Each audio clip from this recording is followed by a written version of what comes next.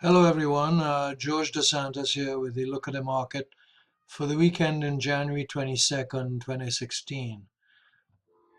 The S&P, the general market, equity market, showed some signs of life this past week. So let's take a look at the monthly chart of the S&P 500. As we can see here, the current bar for the month of January is still pretty bearish. This long red bar here. We closed just above 1900, it appears right here.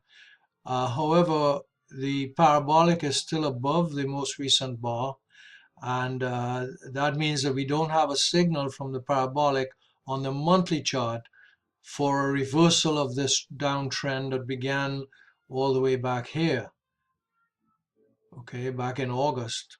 So we just don't have that kind of confirmation yet, but there are signs of life. If we go down to the MACD indicator, MACD histogram for the month of January ticked down even more, so we are not seeing any signs of life here from the MACD histogram. The histogram line, the fast average is significantly below the slow average. And of course, the histogram that reflects the difference between them is in bearish territory. If we look at the Elder Force Index, Elder Force Index is way below the zero line. One might assume then that the market is very oversold, and that is one way of looking at things here. But let's take a look at the weekly chart of the S&P. So let's look at the weekly chart of the S&P 500.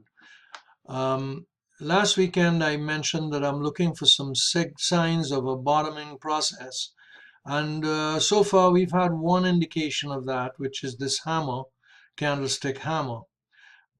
However, we can't simply rely on candlesticks to make trading decisions or investing decisions. I mean, anything you read on candlesticks will indicate that you got to use your other indicators as well. So we should note up here that the parabolic is still way above the most recent price bar. So there's no signal for a reversal of this downtrend here.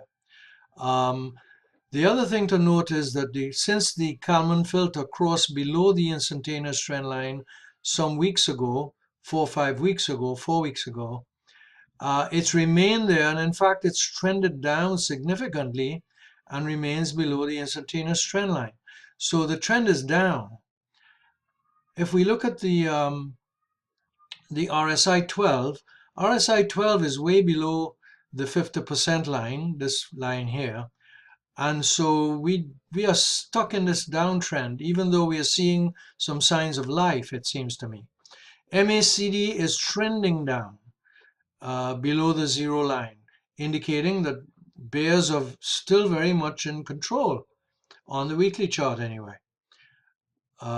Percent R just ticked up to cross above the 20% line, but it's still way below the 50% line, and I like to use that as a line in the sand. In other words, when RSI is above 50%, we can feel pretty good about buying stocks or buying the index. When it's below the 50% line, watch out. It's going lower perhaps. So let's take a look at the daily chart.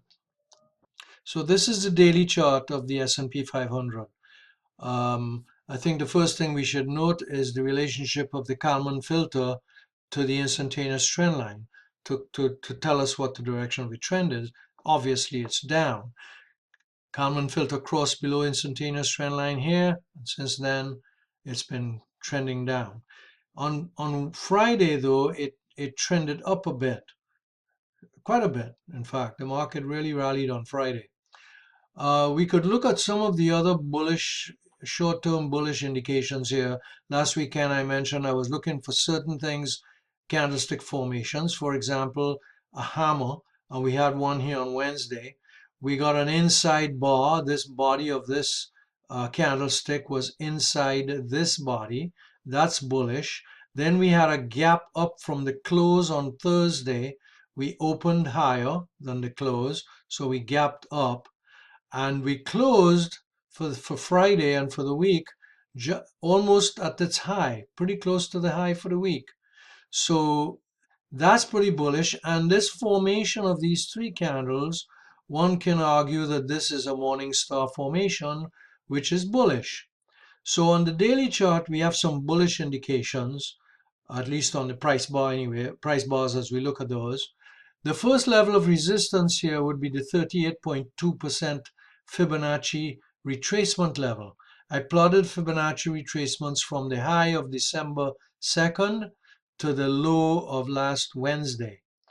And the 38.2% retracement level is the first level that we're going to find some resistance at.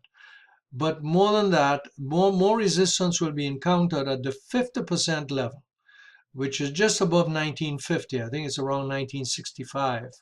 Okay, so look at that level for the most significant resistance we might encounter on the way up. And then, of course, further than that, we have the instantaneous trend line, and we got to get past the instantaneous trend line to establish any firm uptrend, even on the daily chart. So my anticipation is this: we're going to rally some more. We might hit this parabolic again, hit the parabolic. Parabolic goes below the most current bar, indicating a change in the direction of the trend on the daily chart. We rally up to somewhere near the 50% retracement level, or if we get past that, to instantaneous trend line, and then most likely come back down and test these lows again. Then we would have a double bottom. What I'm saying is that I'm not going to get too enthusiastic about buying the index or individual stocks, except for a short-term trade, which I am doing. Short-term trading, day trading on the SSO and TQQQ. Now, if we could look at the bottom if we look below here, we see that Jerry Appel's sum of the rate of change indicator is way below the 4% line. So certainly there's no indication that we should buy this market here on this indicator. MACD just ticked up a little. It's trending up a bit on Thursday and Friday. But notice that it's still below the zero line, so it's in bearish territory. And at the bottom of the chart, percent R crossed above 20%, but it's still below 50%. And as you know, I usually use the 50% line as that line in the sand, and it's below that. We are 35.14, so I'm not ready to call this a turnaround, a significant turnaround. Maybe day trading, but not a significant turnaround.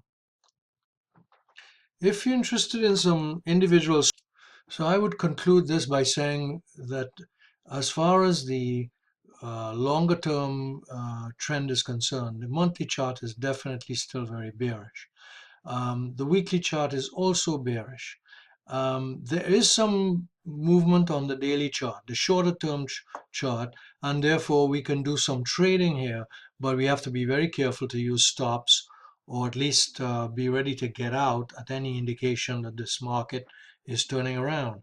The reason for that is, as I mentioned earlier, is that you're going to find a lot of resistance at the 50% Fibonacci retracement, and especially at the instantaneous trend line.